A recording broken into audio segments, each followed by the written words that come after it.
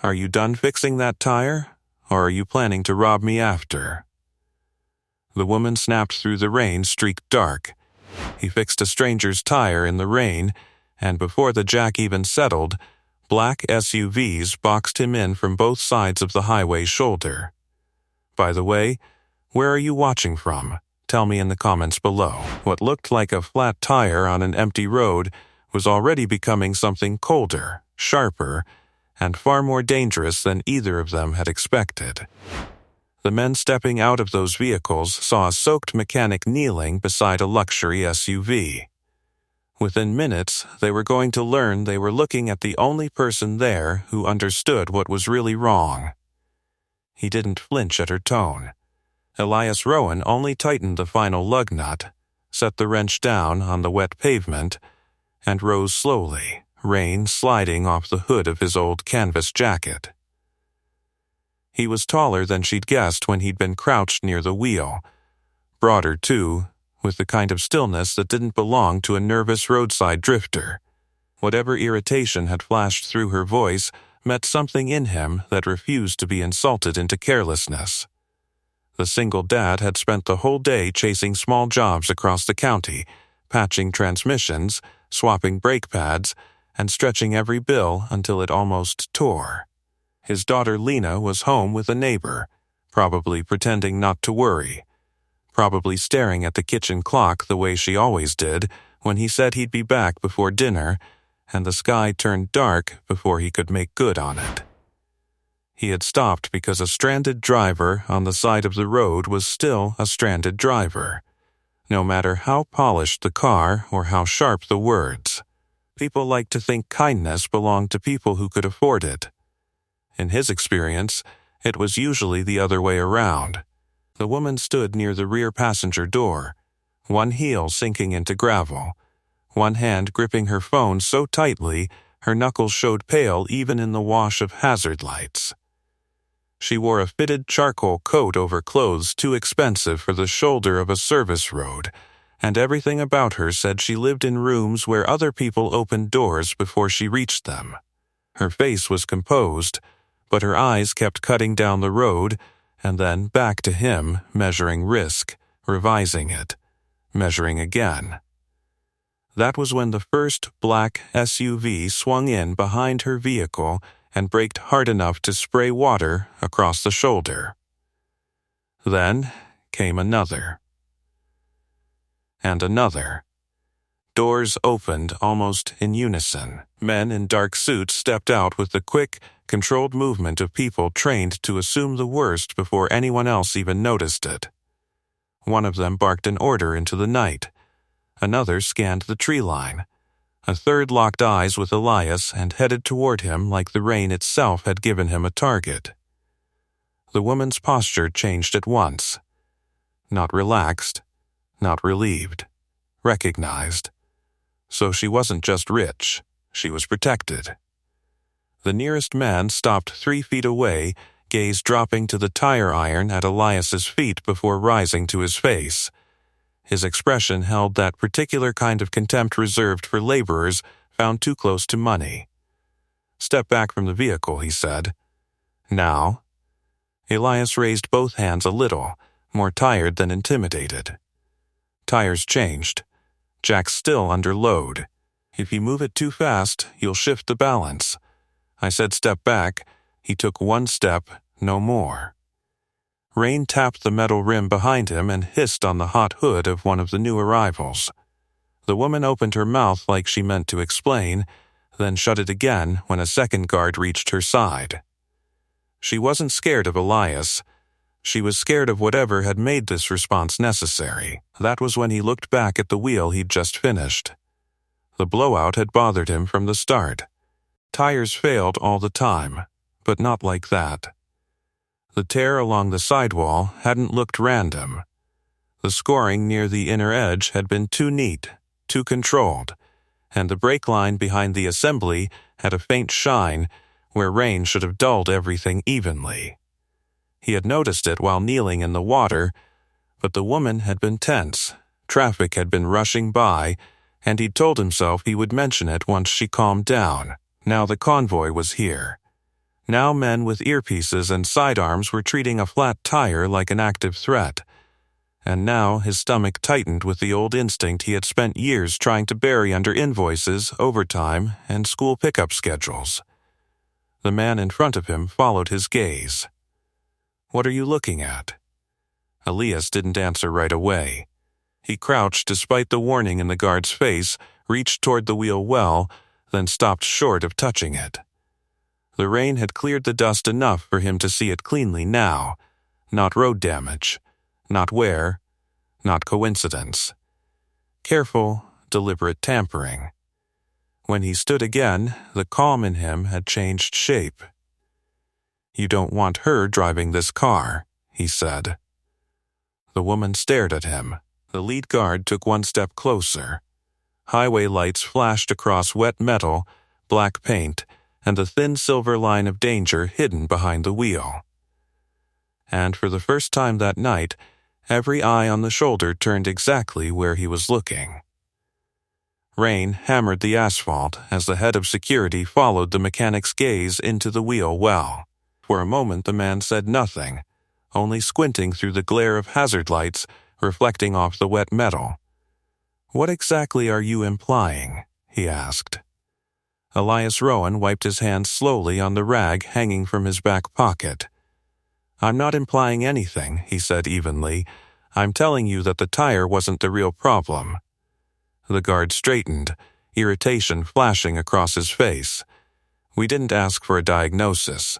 You were asked to change a tire, and I did," Elias replied quietly. "But you might want to look closer before you send her back onto the highway." The security team exchanged brief glances. The convoy engines idled behind them, deep and steady like restrained thunder. Traffic roared past in bursts of white headlights, spraying mist across the shoulder.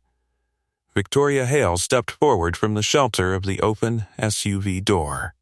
Her voice carried calm authority now, far different from the sharp tone she'd used earlier. "What do you think you see?" she asked. Marcus Trent, her head of security, turned slightly toward her. "Ma'am, I suggest we handle this internally." Victoria didn't move her eyes from the mechanic. "I asked him." Elias crouched again beside the wheel, careful not to touch anything this time. Rain trickled down the rim as he pointed toward the thin black brake line tucked just behind the rotor. "You see that shine right there?" he said. Marcus leaned closer despite himself. "That's rain," Marcus said. "Not quite," Elias replied. "Rain would coat the whole line. That spot's clean. Someone wiped it recently."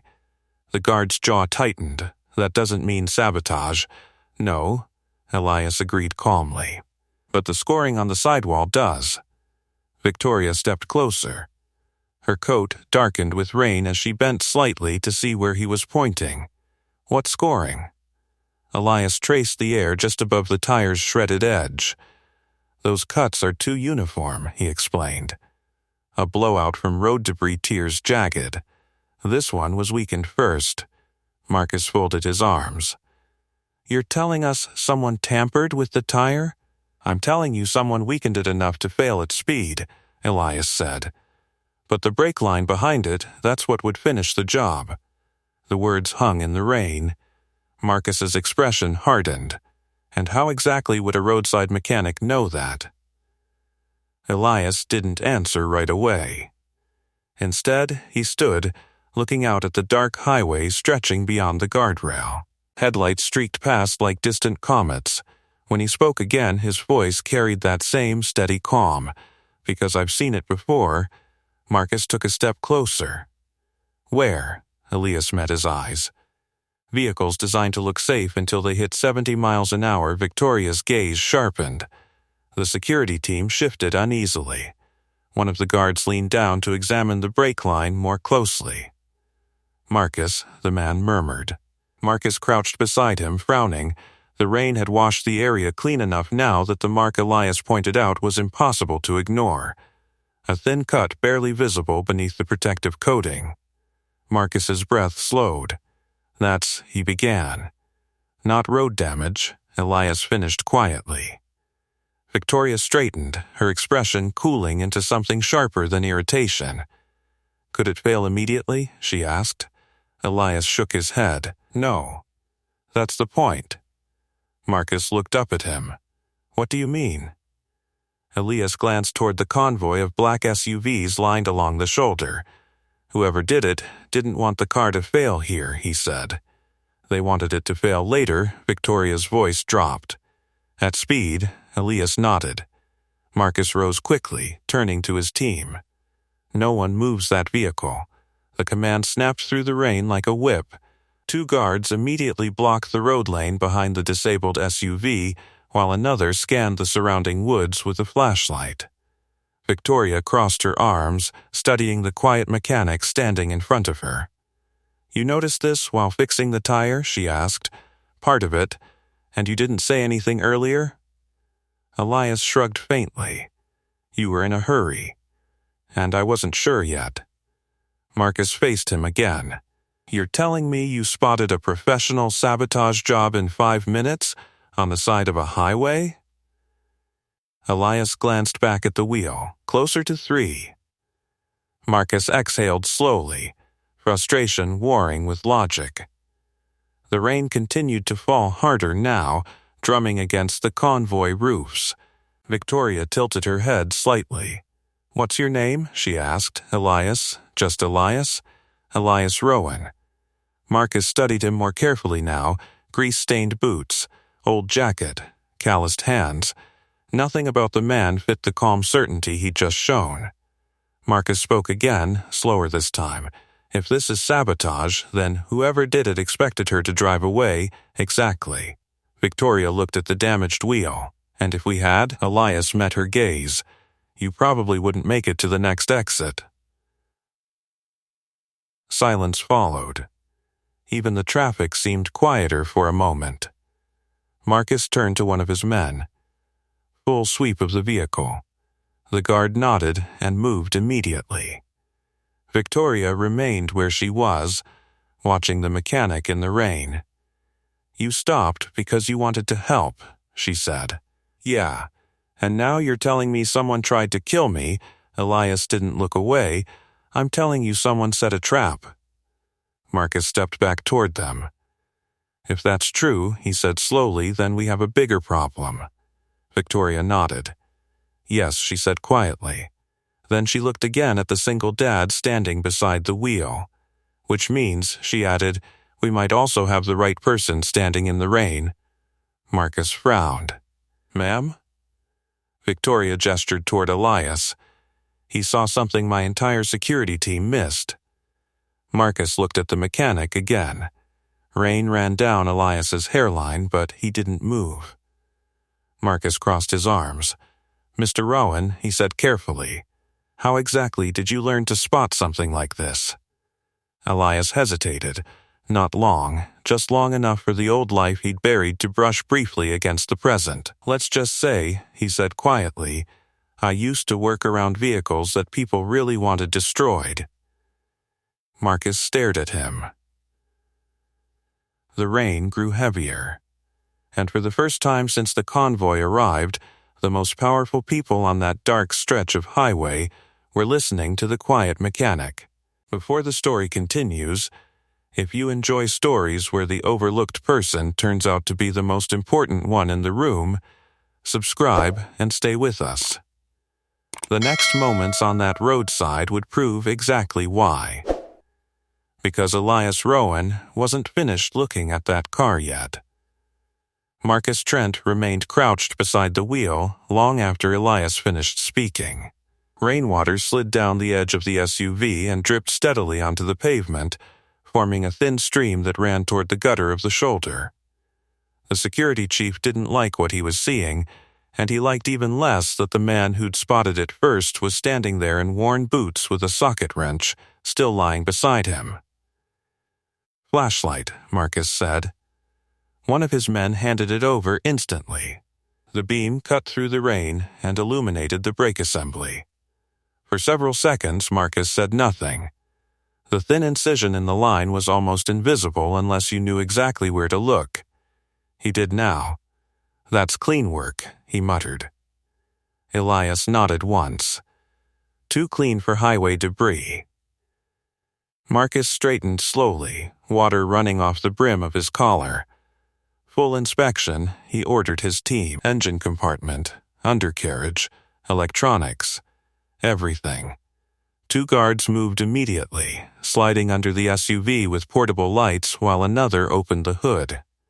Victoria Hale watched the operation unfold with quiet intensity. The CEO's calm exterior hid a mind that was already running through possibilities. Someone had sabotaged her vehicle.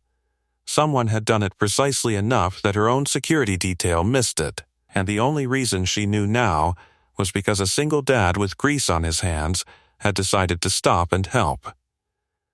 Her gaze shifted to Elias again. He wasn't watching her. He was watching the road, not the convoy. The road. Traffic blurred past in long streaks of white and red light. Rain hammered against the asphalt in steady waves. Elias finally spoke. How long was the car parked before the tire blew? Victoria answered without hesitation, 10 minutes. Marcus glanced at her. At the gas station, she clarified. I stepped inside to take a call. Elias nodded slowly. That's enough time. Marcus crossed his arms. Enough time for what? For someone to weaken the tire and prep the brake line. One of the guards slid out from under the SUV, wiping rain from his face. Marcus, he said quietly. The security chief turned. There's another issue. What kind? The guard held up a small piece of metal he'd found lodged near the suspension. Marcus took it and examined it in the flashlight beam. A thin wedge of steel, sharpened on one side. Marcus's expression hardened. Spike insert, he muttered. Victoria stepped closer. Meaning? Elias answered before Marcus could. It's designed to finish tearing the tire after the cut weakens it. Victoria's eyes narrowed. So whoever did this expected the tire to fail at speed? Yeah, Elias said. Marcus looked between the two of them. That's still only half the problem. Elias nodded. The brake line, Marcus held up the steel wedge. And this, the rain intensified, pounding against the convoy vehicles. One of the security drivers approached Marcus quickly. Sir, we may have something else. Marcus turned sharply. What? The driver pointed toward the rear of the SUV. Look at the tread pattern. Marcus crouched again. Elias followed his gaze. The wet pavement revealed something that hadn't been visible before.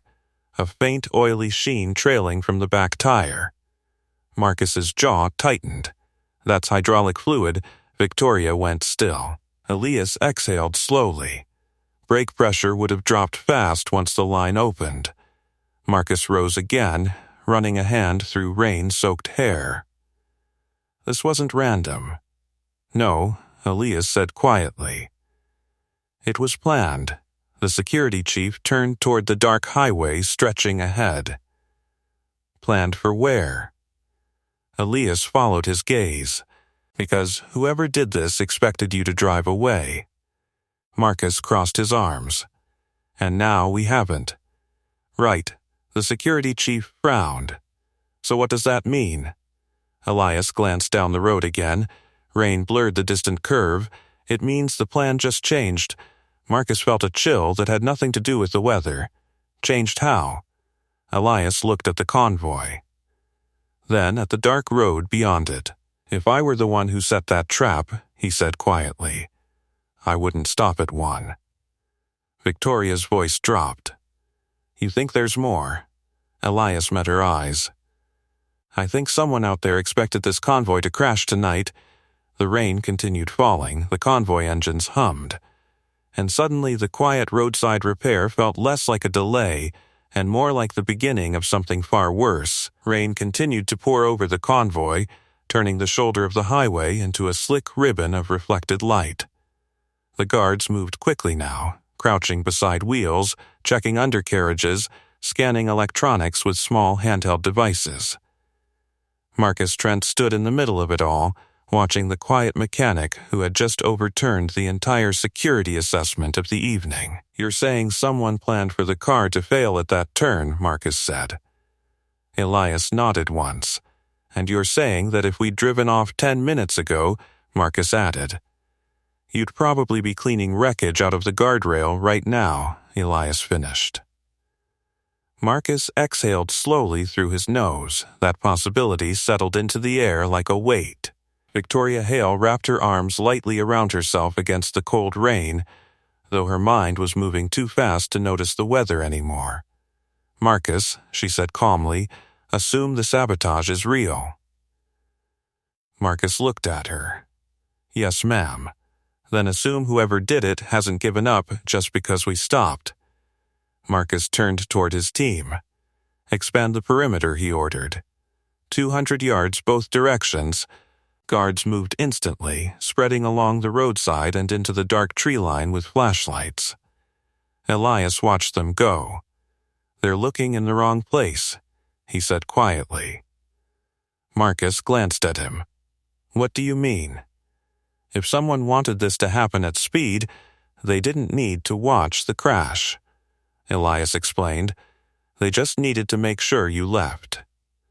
Victoria stepped closer. "So the person who did this could already be gone. Maybe," Marcus frowned. "Or maybe they're waiting to see if the trap worked." Elias didn't disagree. Thunder rolled faintly across the distant hills. One of the guards hurried back toward Marcus. "Sir, convoy vehicles 2 and 3 are clear." Marcus nodded. "Keep checking." The guard jogged off again. Victoria studied the disabled SUV. How long would the brake line have held if we'd kept driving? Elias crouched again beside the wheel. "At highway speed?" he said. "Maybe a mile, maybe less." Marcus followed the calculation in his head. "That curve is half a mile away, exactly." Victoria looked down the dark road again. Meaning the failure would have happened right in the turn. Marcus ran a hand down his jaw. Whoever did this knew the route. Elias stood again. Or studied it. The rain eased slightly, leaving a steady hiss on the pavement. Marcus's phone buzzed in his pocket. He answered quickly. "Trent." A voice spoke urgently through the speaker. Marcus's expression changed. "Say that again."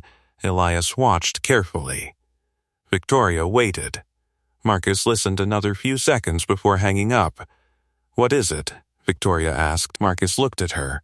"The fuel crew at the last stop just reported a suspicious vehicle." Victoria's eyes sharpened. "What kind?" "White cargo van." Parked across the lot for about 15 minutes, Elias spoke quietly. "Same window of time your car was unattended." Marcus nodded slowly. "Exactly." Victoria frowned. "Did anyone get a plate number?" Marcus shook his head. "No cameras facing that direction." Elias exhaled. "That's not sloppy," he said. "That's deliberate." Marcus studied him. "You're awfully confident about that." Elias met his gaze calmly. "People who plan something like this don't improvise." Victoria crossed her arms again. "Then the question becomes obvious." Marcus finished the thought. "Who wants you dead?" Victoria's expression hardened slightly. "Quite a few people, actually." Elias raised an eyebrow. "That's comforting." Victoria almost smiled despite the tension. Marcus looked down the highway again. "If that van followed the convoy, then the driver knows the plan failed," Elias said. Marcus nodded grimly. "Which means they'll adjust." Another guard jogged toward them. "Sir." Remaining vehicles are clear. Marcus exhaled with relief. "At least the convoy itself is safe." Elias glanced back at the disabled SUV. "Except that one," Marcus nodded. "We'll tow it." Elias shook his head. Marcus frowned. "What?" "If the brake line's cut the way I think it is, towing could trigger the failure too." Marcus stared at him. "You're telling me the car is basically a rolling trap?" "Pretty much," Victoria sighed softly. "Wonderful." The rain slowed further, leaving only a light drizzle now. Marcus stepped closer to Elias. "All right," he said. "You've clearly seen things like this before." Elias didn't deny it. "So I'm asking directly," Marcus continued. "What's the safest way to move that vehicle?" Elias looked at the damaged wheel again. Then he looked down the highway, then back at Marcus. "You don't move it yet." Marcus frowned. "What do you mean?" "You stabilize the brake pressure first." Marcus crossed his arms. "And how do we do that?" Elias tilted his head slightly. "With the right tools," Marcus gestured toward the convoy. "We have tools." Elias shook his head. "Not the kind this needs." Victoria's eyes narrowed. "You're saying you know how to fix it?" Elias nodded. Marcus looked skeptical. In the rain, on the side of the highway, Elias shrugged. "I've worked in worse places." Marcus studied him carefully. "You really were around military vehicles, weren't you?" Elias didn't answer. Victoria looked between them. "Marcus, yes, ma'am?" "Let him try." Marcus hesitated. Every instinct told him to rely on his own team, but the evidence sitting behind that wheel was impossible to ignore. Finally, he nodded. "All right," he said slowly. He turned back to Elias. "Show us how it's done." The mechanic stepped toward the damaged wheel again. And as he knelt down in the fading rain, every guard in that convoy watched carefully. Because the quiet man fixing a tire was about to become the most important person on that entire highway. Elias knelt beside the wheel again, rainwater dripping from the edge of the SUV onto the back of his jacket. The convoy's headlights cast long white beams across the pavement, turning the small patch of road into a makeshift operating table. Marcus Trent stood close behind him, arms folded, watching every movement. "You said stabilize the brake pressure," Marcus said. "Yeah," Elias replied calmly. "And you can do that here?" Elias opened the worn tool bag he'd pulled from the bed of his pickup parked a few yards behind them. Inside were ordinary tools, wrenches, clamps, a pressure gauge taped together with old electrical tape. Nothing about it looked impressive. But Elias handled each piece with quiet precision. Victoria Hale stepped closer, ignoring the damp pavement beneath her shoes. "What exactly are you doing?" she asked. Elias held up a small metal clamp. "Temporary pressure lock." Marcus frowned. "You carry that around for flat tires?" Elias gave a faint shrug. "Sometimes jobs turn into bigger problems." He slid partially under the SUV, shoulders disappearing beneath the chassis as he reached toward the damaged brake line. A guard instinctively crouched beside him with a flashlight. For several seconds, the only sound was the steady tapping of rain and the low hum of the convoy engines. Then, Elias spoke from under the vehicle. "Whoever cut this line knew exactly where to do it." Marcus crouched lower. "You keep saying that." "Because it's true." Elias tightened something with a short metallic click. "Brake pressure lines don't just fail cleanly unless someone preps the failure point." Victoria crossed her arms. "You're certain this was intentional?" "Yes." Marcus watched carefully as Elias adjusted the clamp. "You sound like you've investigated sabotage before." A quiet pause followed. Then Elias slid out from beneath the SUV. His face was wet, streaked with rain and grease. "Investigated it," he said. "Prevented it. Cleaned up after it." Marcus studied him again. "That doesn't sound like roadside mechanic work." "It isn't." Victoria's curiosity deepened. "Where did you learn it?" Elias leaned back on his heels, examining the brake line again. "Convoys." Marcus exchanged a quick glance with Victoria. "Military convoys?" Elias didn't confirm it directly, but he didn't deny it either. Instead, he tightened the clamp another quarter turn. The metal line hissed softly as pressure equalized. Marcus heard it immediately. "You just sealed it." "Temporarily," Elias corrected. "It'll hold long enough to move the car safely." Victoria exhaled slowly. "You did that in under 2 minutes." Elias wiped his hands again. didn't have the luxury of taking longer where I learned it. Marcus leaned closer to inspect the repair. Pressure looks stable, he admitted. Elias nodded, but don't drive it far. Marcus stood again, glancing toward the distant curve in the road. That turn would have killed her. Elias didn't answer. He didn't need to. Victoria looked down at the damaged wheel. You saved my life tonight. Elias shook his head slightly. Not yet. Marcus frowned. What do you mean? Elias gestured toward the convoy. Whoever set that trap didn't expect this delay. Marcus followed his gaze. You think they're still nearby. I think someone planned this carefully. Victoria tilted her head. And careful people check their work. A guard jogged toward them from the roadside perimeter. Sir? Marcus turned. What is it? The guard pointed down the highway. Vehicle approaching from the north. Marcus narrowed his eyes. Headlights appeared in the distance, slowly cresting a hill. Victoria's voice dropped. That wasn't one of ours. Marcus shook his head. No, the approaching lights moved slower than normal traffic. Too slow. Elias stood up fully now, watching the road. That might be your van. Marcus's hand drifted toward his sidearm.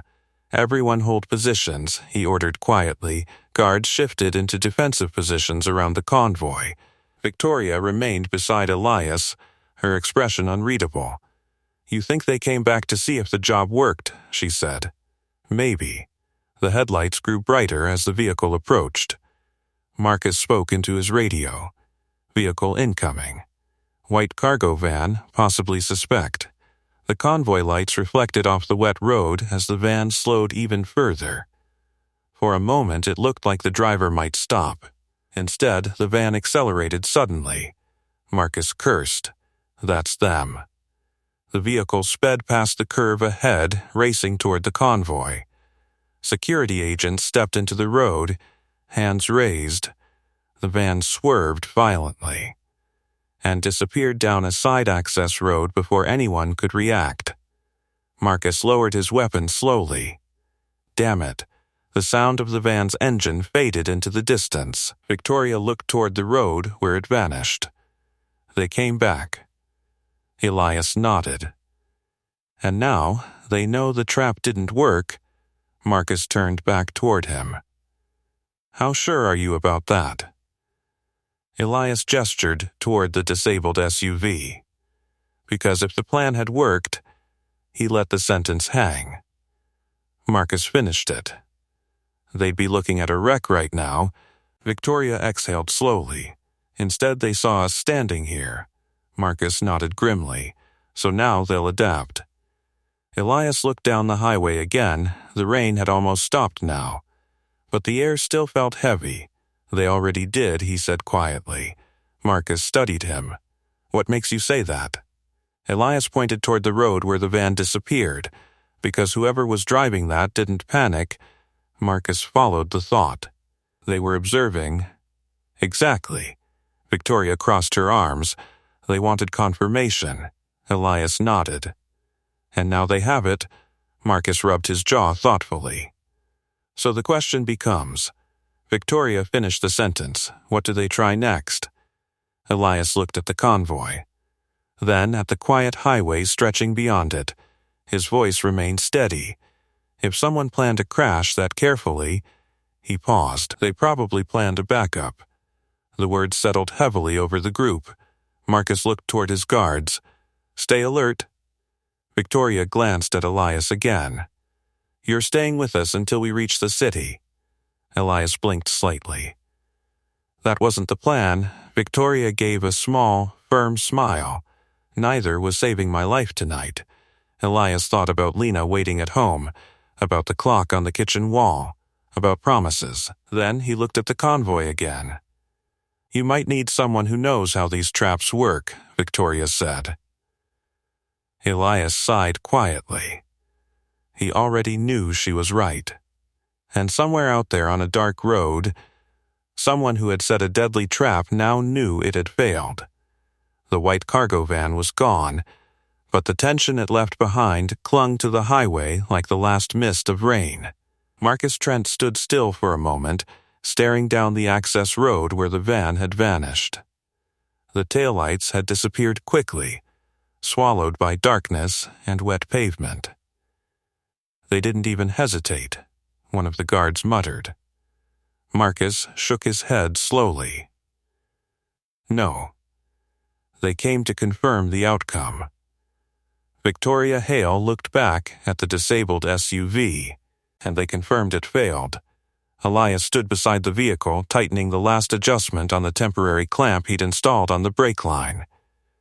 The metal gave one final quiet click under his wrench. "There," he said calmly. Marcus looked down. "That's it?" For now, Marcus crouched to inspect the line again. The clamp held firm, gripping the damaged section tightly enough to prevent the slow leak of hydraulic fluid. "You sure this will hold?" Elias nodded. "It'll hold long enough to move the vehicle slowly." Victoria studied the repair with quiet interest.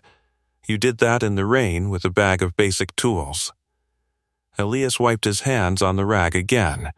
Tools matter less than knowing where the problem is. Marcus straightened and looked down the road again. "Which means whoever set the trap knows we're still alive." "Yeah," Elias replied. "And if they were watching," Marcus added, "they saw you fix it."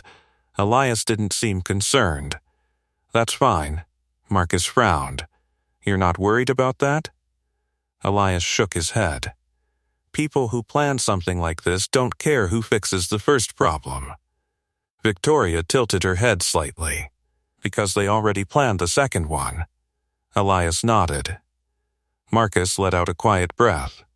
"That's exactly what I didn't want to hear." The security chief walked toward the convoy vehicles and spoke quietly with two of his agents. Radios crackled softly as instructions spread through the team. Victoria remained beside Elias. "You're very calm for someone who just discovered a murder attempt," she said. Elias glanced toward the road. "Calm helps you see what everyone else misses." Victoria gave a faint smile. "That sounds like training, it is." Thunder rolled faintly in the distance as the clouds began to thin. Marcus returned a moment later. "We're changing the route," he said. Victoria nodded immediately. "Good, the convoy will head south instead of taking the interstate." Elias listened carefully. Marcus continued, less predictable. "Fewer high-speed curves." Victoria crossed her arms. "That still leaves the question of who planned this." Marcus nodded. "And why tonight?" Elias spoke quietly. "You said you were taking a call at the gas station." Victoria nodded. "Yes, work call?" She hesitated slightly. "Confidential meeting arrangements." Marcus looked at her. "The board meeting tomorrow." Victoria didn't respond, but Elias noticed the subtle tension that crossed her face. "That meeting important?" he asked. Victoria answered simply, "Very." Marcus looked toward the repaired SUV again. If someone wanted to stop that meeting from happening, they might start by removing the person running it. Elias finished. Victoria exhaled slowly. "That narrows the list of suspects considerably." Marcus nodded grimly. "Corporate rivals, political enemies, anyone affected by tomorrow's vote." Elias didn't ask what the vote involved. He didn't need to. Power always created enemies. The convoy engines idled patiently around them. Marcus turned to the security driver nearest the repaired SUV. "Bring the flatbed truck." The driver nodded and moved toward the rear of the convoy. Elias raised a hand slightly. "Wait." Marcus looked back at him. "What?" "Flatbed might trigger the pressure shift too." Marcus frowned. "You said it would hold for slow driving." Victoria glanced between them. "So we drive it?" Elias nodded. Carefully, Marcus rubbed his temples. "That's $1 million armored vehicle." "Then treat it gently," Elias said. Victoria almost laughed. Marcus looked at him again. "You're coming with us," Elias sighed quietly. "I figured." Marcus gestured toward the front passenger seat of the damaged SUV. You ride there. Elias blinked. You trust me that much already? Marcus shook his head. I trust you more than a mechanical failure I don't understand. Victoria smiled faintly. That's practically a compliment. Elias looked toward his pickup truck parked a few yards away. His old truck sat alone in the rain, headlights off, tools scattered in the bed from the tire job. Inside the cab was his phone. And on that phone were 2 missed calls from home. He imagined Lena staring at the clock again.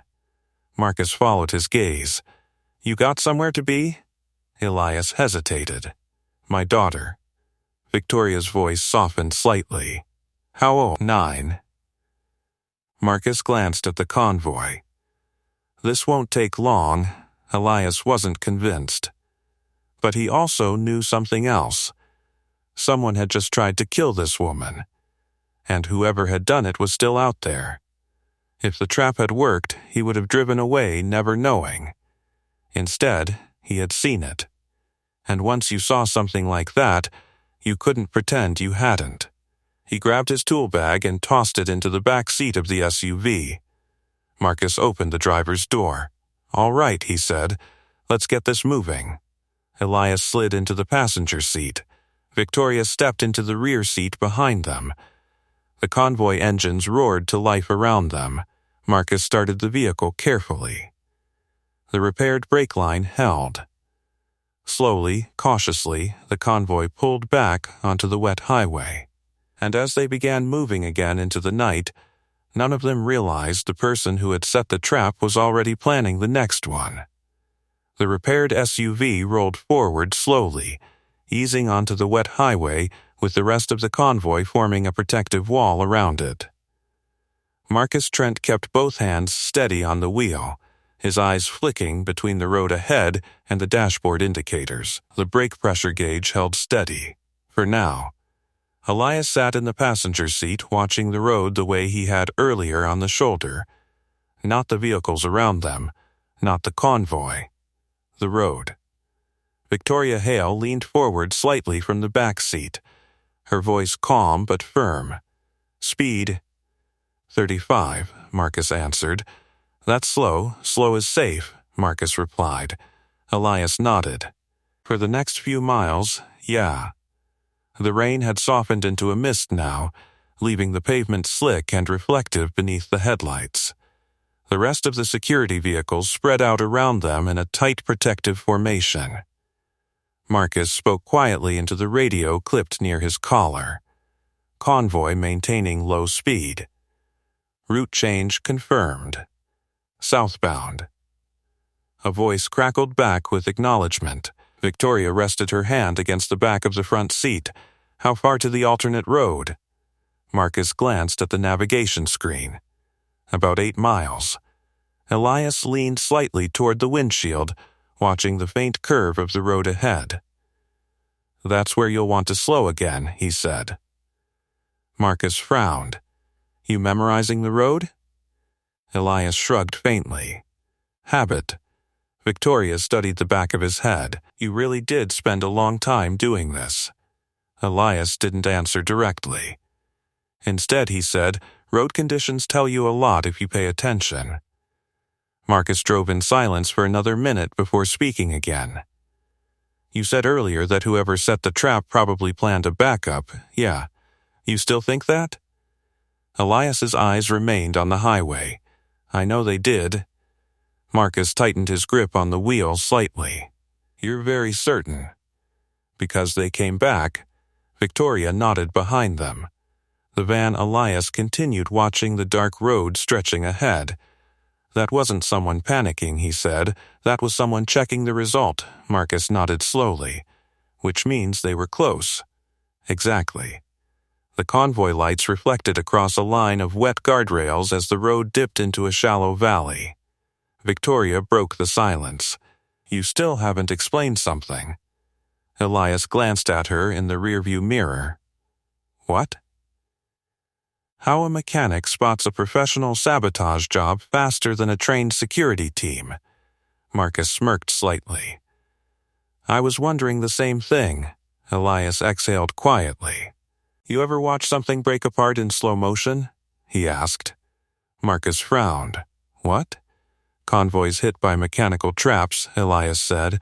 Vehicles designed to fail exactly when the attackers need them to. Victoria's eyes narrowed. You're describing military sabotage. Elias didn't confirm it. But he didn't deny it either.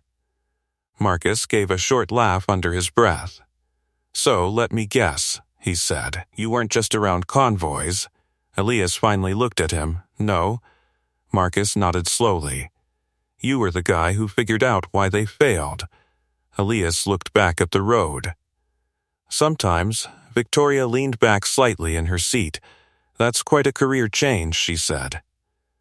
Yeah, Marcus glanced at him again. What made you walk away? Elias hesitated for a moment.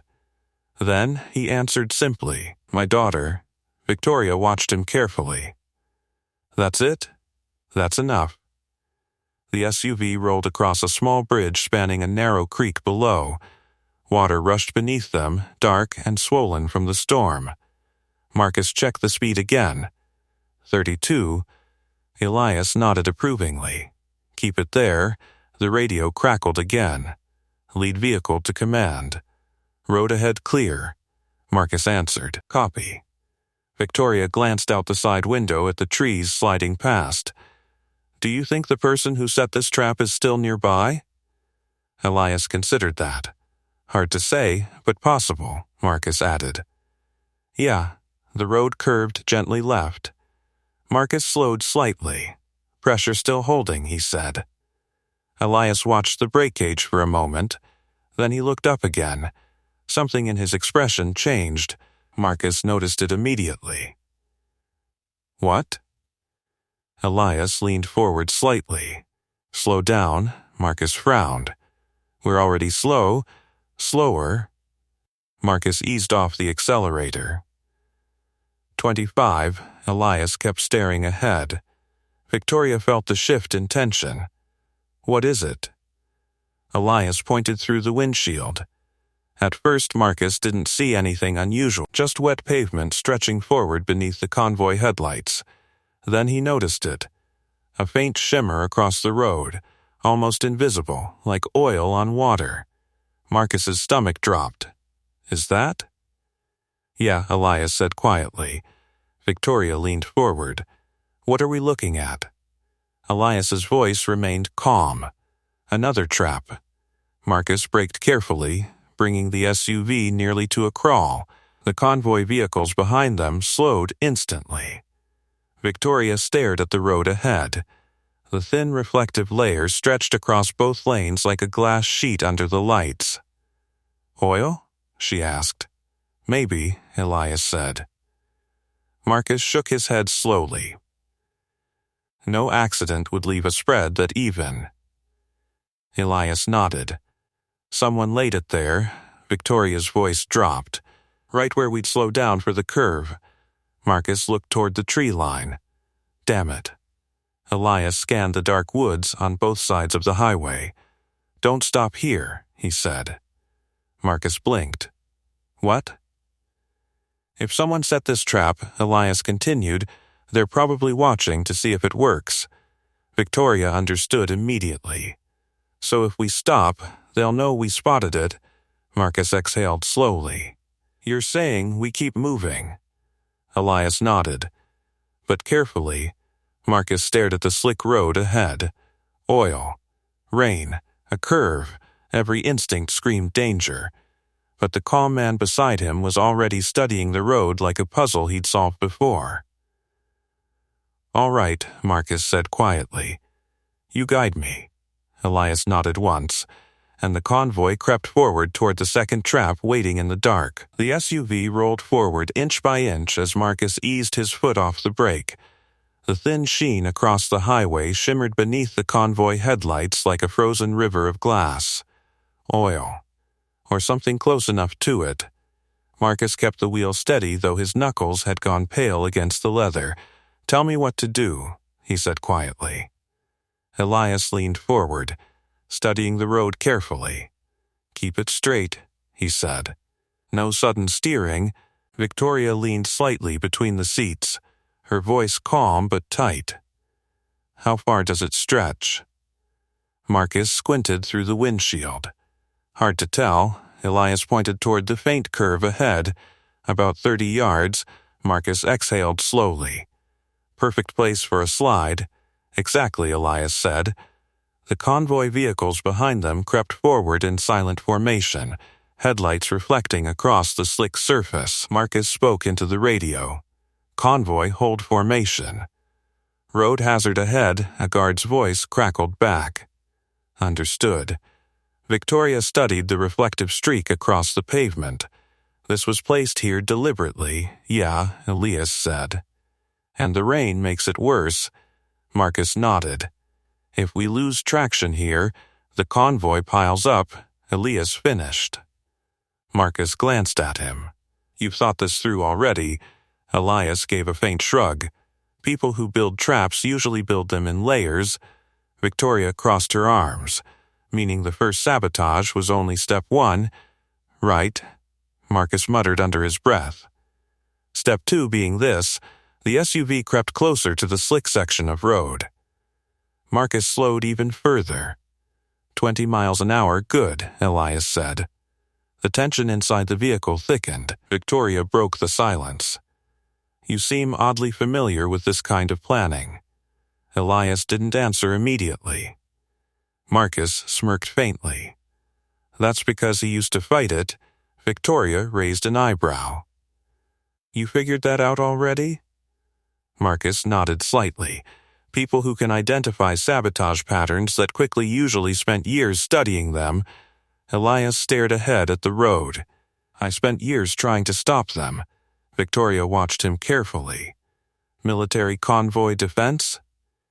Elias said nothing, which was answer enough. Marcus spoke again into the radio. All vehicles maintain distance. Minimal braking, another voice replied. Copy. The SUV's tires reached the edge of the slick patch. Marcus felt the steering wheel loosen slightly beneath his hands. Contact, he murmured. Easy, Elias said. Marcus kept his movement slow. The vehicle glided forward carefully. Victoria watched the road intently.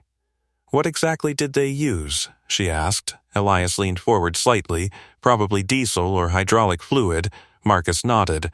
Both would reduce traction enough the SUV slid slightly to the left. Marcus corrected gently. Easy, Elias repeated. The curve ahead loomed closer. Marcus's heartbeat thudded steadily in his ears. You ever done this before? He asked. Yeah, Elias said. Marcus glanced at him briefly. How many times? Enough. The SUV moved deeper across the slick section. Behind them, the convoy vehicles followed carefully. Victoria spoke softly. Whoever planned this assumed the first trap would disable the car. Right, Elias said. So the oil would finish the job. Marcus nodded grimly. Multiple vehicles crashing on a blind curve. Elias watched the road carefully. That would guarantee it. The tires began to regain grip as they approached the end of the slick stretch. Marcus exhaled slowly, almost through. The SUV reached dry pavement again. The steering wheel firmed in his hands. Marcus let out a quiet breath of relief. Clear, the convoy vehicles behind them rolled safely across as well. Victoria leaned back slightly in her seat. That's 2 traps. Elias nodded. Which means whoever set them planned this route carefully. Marcus glanced at the navigation screen. We're almost at the alternate road. Victoria looked toward the dark highway behind them. Do you think they expected us to get this far? Elias considered that. Probably not. Marcus smirked. Good. Elias shook his head slightly. Don't celebrate yet. Marcus frowned. You think there's another one? Elias looked out the windshield again. Maybe. Victoria leaned forward again. You're telling me someone spent hours setting multiple mechanical traps across public roads? Yeah. Marcus tapped the steering wheel thoughtfully. That kind of planning takes resources. Victoria nodded slowly. And motive. The SUV continued down the highway as the trees thinned ahead. Marcus pointed forward. There, The intersection appeared under a blinking yellow light, their alternate road. Elias studied it carefully. Then his expression hardened. Marcus noticed immediately. What now? Elias pointed toward the intersection. See that? Marcus squinted. At first it looked like nothing. Then he noticed it. A dark vehicle parked just beyond the junction, engine running, lights off. Victoria's voice lowered. That wasn't there earlier. Marcus slowed the SUV. Someone's waiting. Elias nodded. Yeah, Marcus's hand tightened slightly on the wheel. Ambush? Maybe. Victoria's voice remained steady. Or confirmation. Elias watched the silhouette of the parked vehicle. If it's the same people who set the traps... Marcus finished the thought. They're not done. Victoria leaned forward again. Marcus. Yes, ma'am? Don't stop. Marcus nodded slowly. The SUV continued rolling toward the intersection. The dark vehicle ahead remained motionless. Watching. If you're enjoying this story so far, subscribe and stay with us. The next few moments are where the real plan behind this attack finally starts to reveal itself. Inside the SUV, Elias kept his eyes locked on the shadowed car ahead. Because something about the way it waited there told him one thing. The traps on the road were never the final move. They were only meant to slow the convoy down. The SUV rolled closer to the intersection, its headlights cutting through the mist that still hung low over the road. The dark vehicle ahead remained parked just beyond the blinking yellow light, engine idling softly, headlights still off. Marcus Trent slowed the SUV but did not stop. Distance? He asked quietly. Elias leaned forward slightly, studying the silhouette of the car. Maybe 50 yards. Victoria Hale remained calm in the back seat, though her eyes never left the vehicle waiting at the junction. That car's been sitting there long enough to know we're coming, she said. Marcus nodded. Yeah. The convoy behind them tightened formation instinctively, black SUVs spreading slightly across the road to shield the vehicle carrying Victoria. Marcus spoke into the radio. Unknown vehicle at intersection.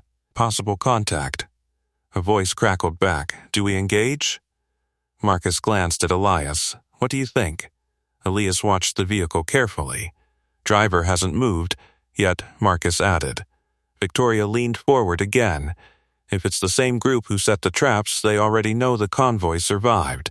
Elias nodded. Which means this part of the plan doesn't rely on surprise. Marcus frowned slightly. Then what does it rely on? Elias pointed toward the intersection. Position. Marcus looked again. The parked car sat at a slight angle, nose pointed toward the road they were about to turn onto, blocking part of the lane. Marcus's voice dropped. That's not a coincidence, no, Elias said. The SUV continued creeping forward, 30 yards now. The silhouette inside the parked car became clearer beneath the dim intersection light. One person in the driver's seat. Still unmoving, Victoria spoke calmly. Marcus, do not stop the vehicle unless absolutely necessary. Marcus nodded. Understood.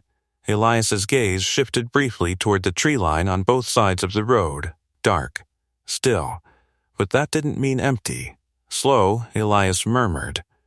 Marcus eased the brake slightly. The SUV rolled forward almost silently now. Behind them, the convoy vehicles adjusted their spacing. 20 yards. The parked car remained motionless. Marcus narrowed his eyes. Why isn't he moving? Elias studied the car's tires. Because he doesn't need to. Marcus blinked. What? Look at the angle. Marcus looked again. The car wasn't blocking the road completely. It was positioned just enough to force their SUV to slow and adjust slightly left, right where the shoulder dipped toward a shallow drainage ditch. Marcus felt a cold realization settle in his stomach. That's not a roadblock, he said. No, Elias agreed. It's a funnel. Victoria's voice sharpened. Explain. Elias pointed toward the edge of the pavement. Soft ground, Marcus saw it now. Rainwater had turned the shoulder into dark mud.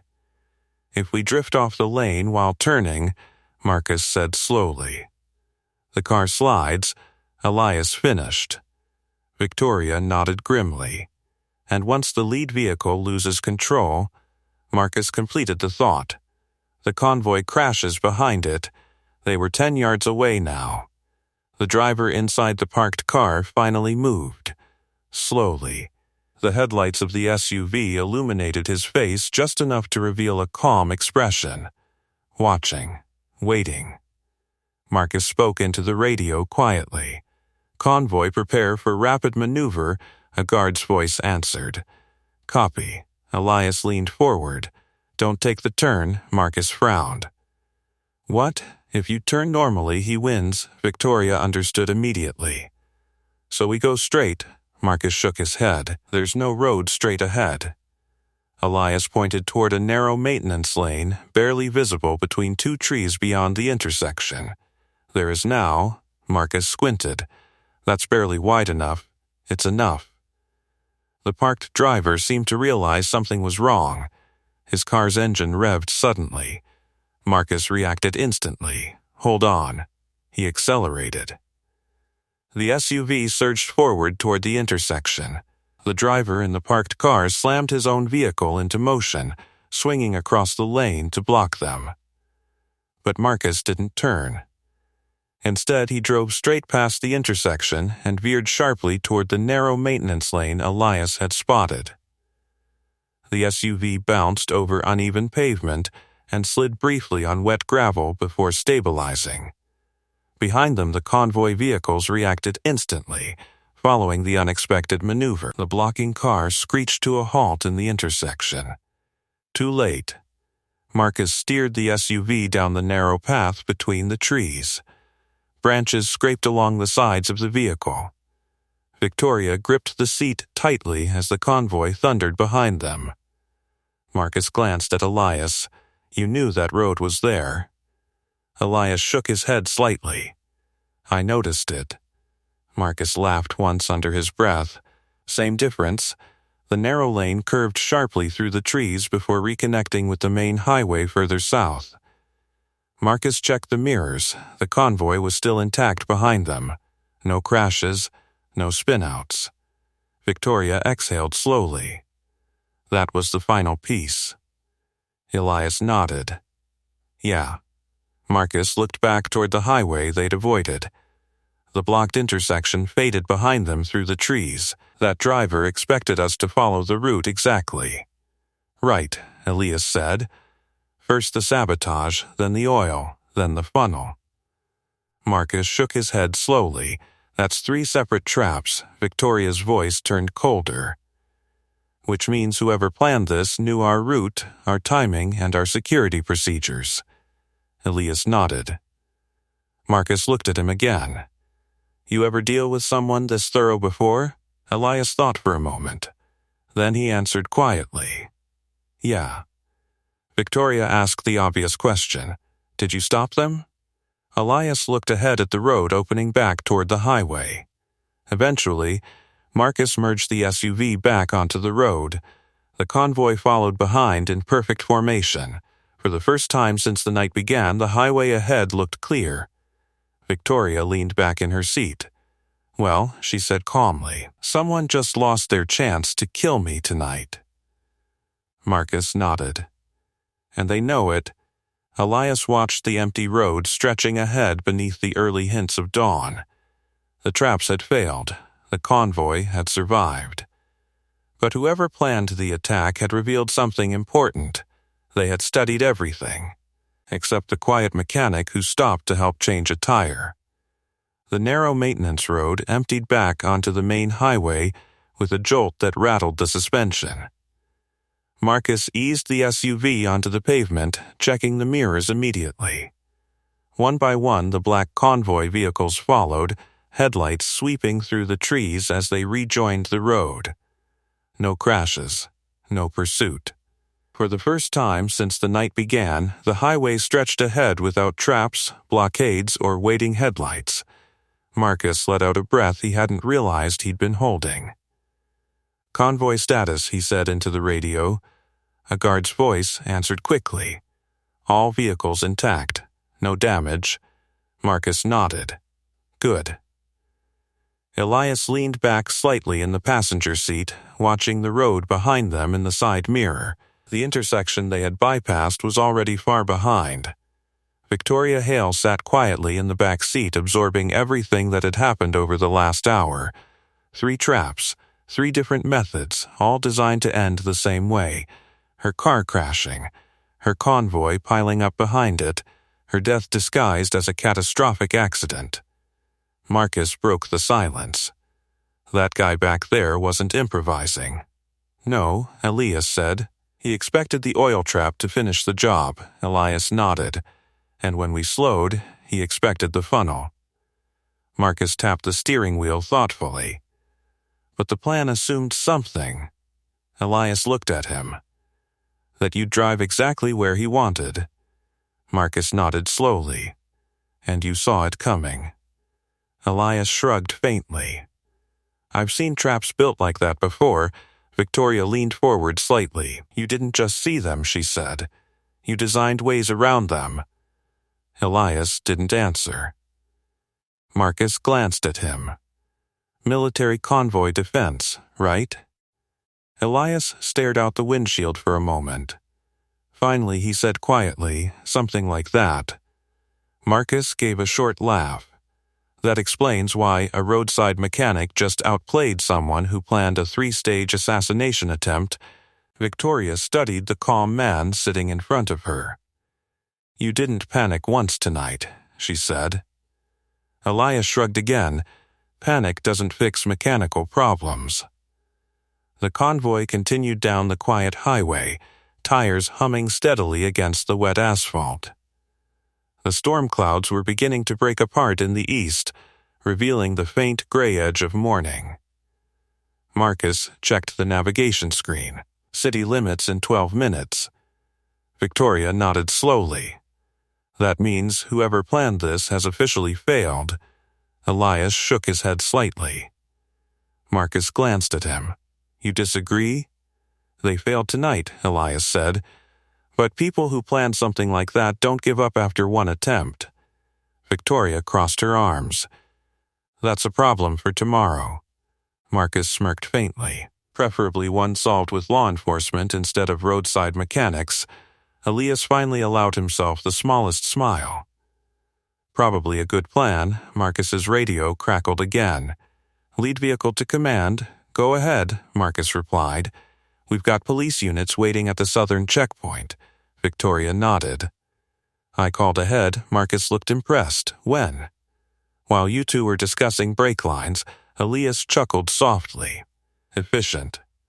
The convoy rolled past another mile marker, the city lights beginning to glow faintly on the horizon. Victoria leaned forward again. "Elias." He turned slightly. "Yes?" "You stopped tonight because you saw a woman stranded on the road. Yeah, you had no idea who I was." "Nope. And you stayed when things became dangerous." Elias glanced toward the road ahead. "Someone had to." Victoria's voice softened slightly. "You saved my life." Elias shook his head. "Your security team would have figured it out eventually." Marcus snorted. "Not before that curve." Elias didn't argue. The highway widened as the first outer lights of the city appeared. Marcus slowed slightly as flashing blue lights came into view ahead. 2 police cruisers waited at the checkpoint. "Looks like your backup arrived," Marcus said. Victoria nodded. "Good." Marcus guided the SUV toward the checkpoint while the convoy vehicles formed a protective arc around them. Police officers stepped forward, watching the approaching convoy carefully. Marcus rolled down the window. "Evening, officers." One of them looked at the damaged tire and the grease-stained man in the passenger seat. "Rough night?" Marcus smirked. "You have no idea." Victoria opened the rear door and stepped out of the vehicle. The officers immediately straightened when they recognized her. "Miss Hale," Victoria nodded politely. Thank you for meeting us. Marcus and Elias stepped out as well. The cool early morning air carried the smell of wet pavement and distant traffic. One of the officers gestured toward the convoy. We'll escort you the rest of the way into the city. Victoria nodded. Appreciated. Marcus stretched slightly, tension finally easing from his shoulders. Well, he said, looking at Elias, you officially turned the worst night of my career into a successful one. Elias shrugged. Just fixing problems. Victoria stepped closer to him. You did more than that. Elias looked at the convoy, the police lights, and the city skyline beyond them. The night's danger was finally behind them. But one question still lingered. Victoria spoke quietly. Why didn't you leave after fixing the tire? Elias thought about Lena waiting at home, about promises, about the old instincts that never really went away. Because, he said simply, once I saw the trap. He paused. I couldn't pretend it wasn't there. Marcus nodded slowly. That's exactly why we're all still standing. The police escort vehicles pulled into position ahead of the convoy. Victoria looked at Elias one more time. You should come to the office tomorrow. Elias blinked. Why? Victoria smiled faintly. Because the people who tried to kill me tonight are about to discover something very unfortunate. Elias raised an eyebrow. What's that? Victoria glanced toward the city, that the man they didn't plan for is now paying attention. The police escort moved ahead of the convoy, blue lights cutting through the early gray of morning. The city skyline rose slowly on the horizon, glass towers catching the first faint hints of sunrise. Marcus Trent guided the SUV forward at a steady pace, the tension of the night finally beginning to loosen from his shoulders. Behind them, the rest of the convoy followed in perfect formation. For the first time since Elias Rowan had pulled over to help a stranded driver, the road ahead looked safe. Victoria Hale sat quietly in the back seat, watching the quiet mechanic through the rearview mirror. You never answered my question, she said. Elias glanced back slightly. Which one? How someone with your experience ends up fixing transmissions on the side of a highway. Marcus smirked faintly as he drove. Yeah, he added. That part of the story still feels incomplete. Elias looked out the windshield again. The city lights reflected off the wet pavement as they approached the first overpass. I used to do a job where people studied ways to destroy vehicles, he said quietly. Marcus nodded. Convoy defense? Something like that. Victoria leaned forward slightly. And you left? Elias nodded once. Marcus raised an eyebrow. People don't usually walk away from jobs like that. Elias's voice remained calm. They do when they realize their daughter needs a father more than the country needs another engineer. Victoria fell silent for a moment. The SUV passed beneath the overpass, shadows briefly sweeping across the cabin. Marcus broke the quiet. So you traded armored convoys for brake jobs? Elias gave a faint shrug. Turns out engines are easier to deal with than politics. Victoria smiled slightly at that. I imagine so. The convoy rolled through the southern checkpoint and entered the outskirts of the city. Traffic lights blinked green over empty streets as dawn slowly spread across the sky. Marcus glanced toward the police vehicles ahead. Once we reach the office tower, local authorities will take over the investigation. Victoria nodded. Good. Elias watched the buildings growing taller around them. Glass towers, corporate headquarters, places he hadn't stepped inside since he'd left his old life behind. Marcus slowed as the convoy turned onto a wide boulevard lined with security gates. The massive Hale Cybernetics building rose at the end of the street like a wall of steel and glass. Marcus let out a low whistle. Impressive. Elias studied the structure silently. Victoria noticed. You don't seem impressed. I've seen bigger. Elias replied calmly. Marcus laughed under his breath. Of course you have. The convoy rolled into the private entrance of the building where a team of security officers waited. Police cruisers peeled away as the SUVs stopped in front of the entrance. Marcus parked and turned off the engine. The sudden silence inside the vehicle felt strange after hours of tension. Victoria stepped out first. The security team immediately moved toward her. "Ma'am, we've secured the perimeter," one of them reported. "Good," she replied. Marcus stepped out and stretched his shoulders. Then Elias climbed out last, grabbing his worn tool bag from the back seat. The mechanic looked completely out of place, standing beside armored vehicles and corporate security, but every person there now knew exactly what he had done. Marcus leaned against the SUV door. "You know," he said, "tonight was supposed to be routine." Elias smirked faintly. "They never are." Victoria walked back toward him. "You should stay," she said. Elias blinked. "For what?" "For the briefing." Marcus crossed his arms. "She's right. Whoever planned that attack will try again." Elias shook his head slowly. "My daughter's been waiting for me all night." Victoria paused. "How far away do you live?" "About 20 minutes outside the city." She considered that. Then she nodded once. "Fair enough." Marcus glanced between them. "But if those people try something again..." Elias slung the tool bag over his shoulder. "You'll call?" Marcus smiled. "Oh, we will." Victoria stepped closer, extending her hand. Elias hesitated briefly before shaking it. Her grip was firm. "You changed the outcome of tonight," she said quietly. Elias shrugged. "Just noticed a problem early." Victoria's expression softened. "No," she said. "You did something much more important." Elias raised an eyebrow. "What's that?" She gestured toward the convoy, the security teams, and the massive building behind them. "You reminded everyone here that power and money don't always save the day." Marcus nodded. "Sometimes the guy with the wrench does." Elias chuckled quietly. "Well, I should get home." Marcus watched him start toward the exit gate. "You know, the security chief called out, if you ever get bored fixing transmissions."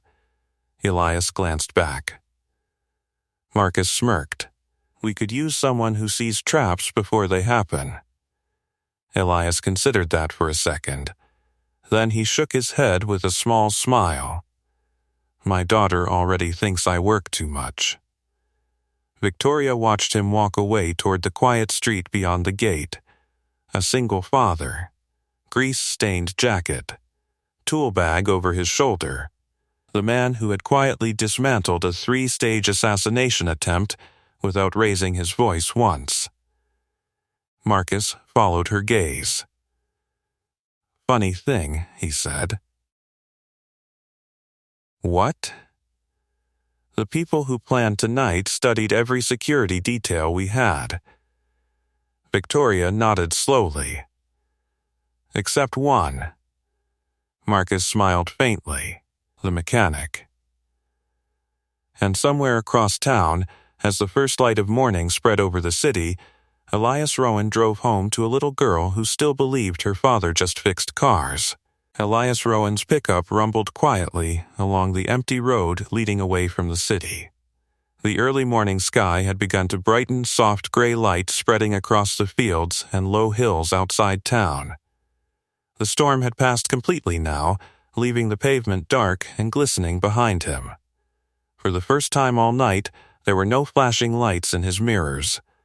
No convoy engines, no security radios. Just the steady hum of his old truck. He rested one arm on the steering wheel as he drove, exhaustion finally catching up with him. The adrenaline that had carried him through the traps and narrow escapes was fading, leaving only the quiet weight of the night behind. 3 traps. 1 assassination attempt, all hidden behind something as simple as a flat tire.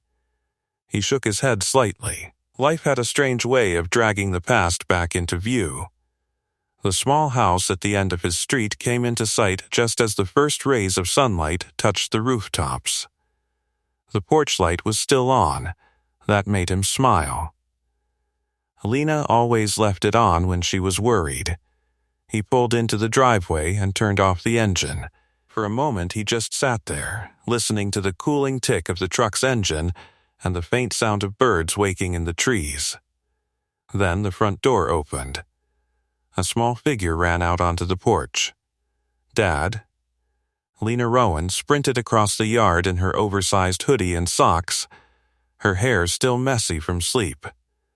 Elias barely had time to step out of the truck before she threw her arms around him. "You're late," she said into his jacket. He hugged her tightly. "Yeah," he admitted softly. "Little longer night than I expected." She leaned back and looked up at him. "You okay?" "Yeah, you look tired," he laughed quietly. "Fixing cars all night will do that." Lena wrinkled her nose. "You always say that." He brushed her hair back gently. Because it's usually true, she looked toward the truck. "Did someone break down again?" Elias glanced toward the sunrise stretching over the quiet street. "Something like that." She nodded like it made perfect sense. To her, it probably did.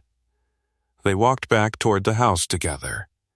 Inside, the kitchen smelled faintly like toast and warm coffee. The neighbor who had stayed with Lena overnight had left a small note on the table. "Everything's fine. She stayed up waiting for you." Elias smiled and set the note aside. Lena climbed into her chair and watched him pour coffee. "You saved someone again, didn't you?" she said casually. Elias paused mid-pour. "What makes you think that?" She shrugged. "You always look like that when you help people." He raised an eyebrow. "Like what? Like you're pretending it wasn't a big deal." He laughed quietly and slid a plate of toast toward her. "You're too smart." She grinned proudly. They ate in comfortable silence for a few minutes while sunlight slowly filled the small kitchen. Across the city, inside a glass tower surrounded by security teams and investigators, Victoria Hale was already beginning the process of finding out who had planned the attack.